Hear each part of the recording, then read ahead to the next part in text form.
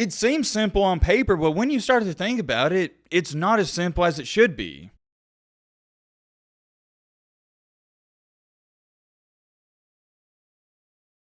The simple yet confusing college football playoff. Strap in, lock in for this one, because it's not going to be your ordinary video. We're not here just to talk about the playoff rankings and what I think about it. We're going to go deeper than that. Before we get going, let me throw this out there. Watch this video all the way through because I really want to know your opinions down below. We got one of, no, scratch that. We got the best college football community on this channel. With that being said, we got a huge and diverse audience. We got SEC, Big 10, Big 12, Pac-12, ACC fans. We got non-Power 5 fans. We got Wyoming fans. We got Washington fans. Fans from everywhere. We even got Chattanooga State Water Aquarium Community College fans. I really want to make a part 2 of this video, but I can't do it without your guys' help. After you watch this video, drop your comments down below, and some of those comments, the top ones, we're going to put them in the next video. Alright, Matt, blah, shut the crap up. Now, without further ado, let's get into it. I don't want to waste your time. We're jumping straight into it. The top 4 teams, there's no debate about it. Nobody's going to argue it. Georgia, Michigan, TCU, and USC. Those are the top 4 teams in the country. The real debate that's been going on the past 5, 6, 7 days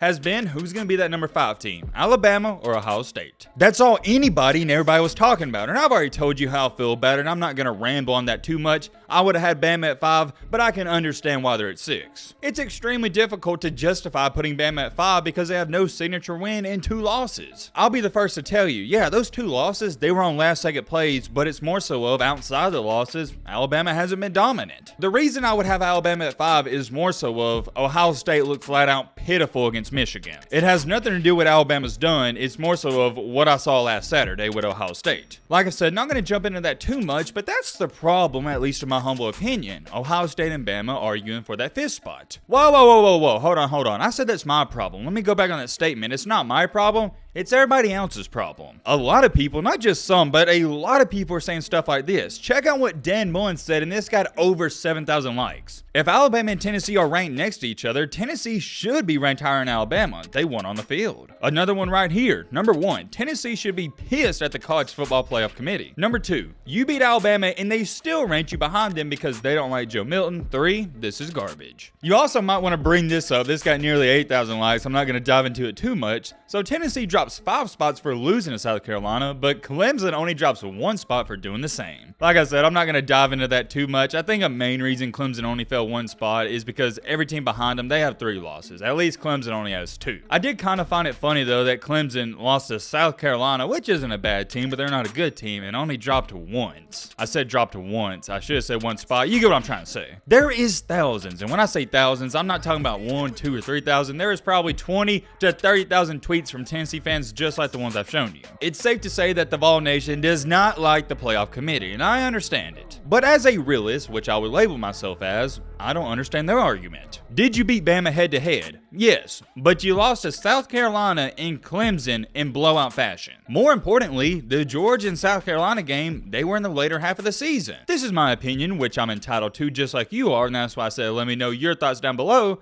But I personally don't believe Tennessee has a horse in this race. Yes, you beat Bama head-to-head. I know you're going to bring up that argument, but I think the committee's sitting there going, dang, well, would Alabama, even in a down year like this year, lose to South Carolina by 4 touchdowns? I don't think so. You can't blame the committee for putting Alabama above Tennessee. Come on, man.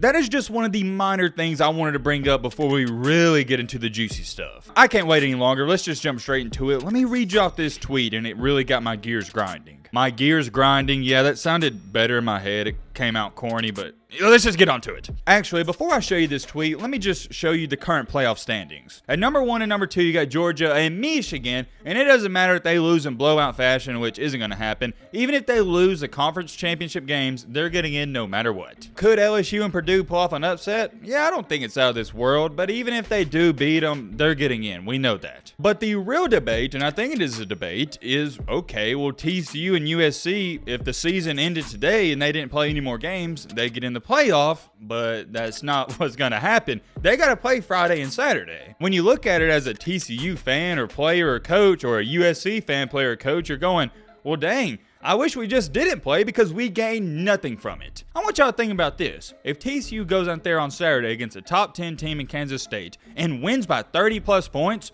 They're not going to move up in the rankings. They're not going to move up a single bit. Same thing for USC. If USC goes out there and dominates, if they beat, who do they play? Oh yeah, Utah. If they beat Utah by 20 plus points, they're still going to be at number 4. That's with the scenario that TCU also wins. I sat back and thought about it. I said, is there any advantage, even a slight advantage, to playing in these conference championship games for these 4 teams? No! The only thing there is, and it's not just one, but there is multiple disadvantages. Here's disadvantage number 1 that nobody talks about. These players, I don't think they're going to get banged up, but it's another game they got to play and injuries can happen. This isn't golf, guys. This is football. You could see a Heisman contending player go down just like that. I don't want to take away from playing for a conference championship because as a player, that's awesome and you want to win it, but on the grand scheme of things, these guys want to go to the playoff. That leads me into my next point perfectly. The biggest disadvantage out of them all is if you lose, you might not go to the playoff. TCU more than likely will probably get in. I'll talk about that in a second. But if USC loses to Utah for the second straight time this year, they're not getting in. Which to me is almost ludicrous when you look at it because Ohio State, they're sitting on the couch. They're not even playing for the championship. With that being said, let me read you off this tweet. There should be no scenario where the top 4 college football ranking teams get penalized for playing a 13th game while 5 and 6 could be rewarded for not being good enough to make the conference championship.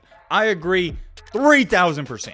I mean, seriously, is that not crazy to some of y'all that TCU could lose by 3 points and Ohio State would jump them considering Ohio State didn't even play? It seems simple on paper, but when you start to think about it, it's not as simple as it should be. Why, as a member of the committee, should you reward Ohio State for not playing? To go along with that, why should you penalize USC, who you got at number 4, for going to their championship game and losing by a couple of points to a good Utah team? We can agree they're good, they're not great. It's the same thing with TCU. Why should we penalize TCU for going undefeated in the regular season? I think the top 4 as we have it now, that's perfect, and I hope all these teams win because they deserve to be in the playoff. I've said it before, I'm going to say it again. Ohio State, Alabama, they do not deserve to be in the playoff. They don't deserve to be in the playoff. TCU, yeah, they deserve to get in. They're undefeated. I can't even believe for the life of me, nobody on the committee is talking, or not just the committee, but people in general on ESPN and all these commentators are talking about, hey, what if USC, they lose in heartbreaking fashion by 1 or 2 points? Are we really going to sit here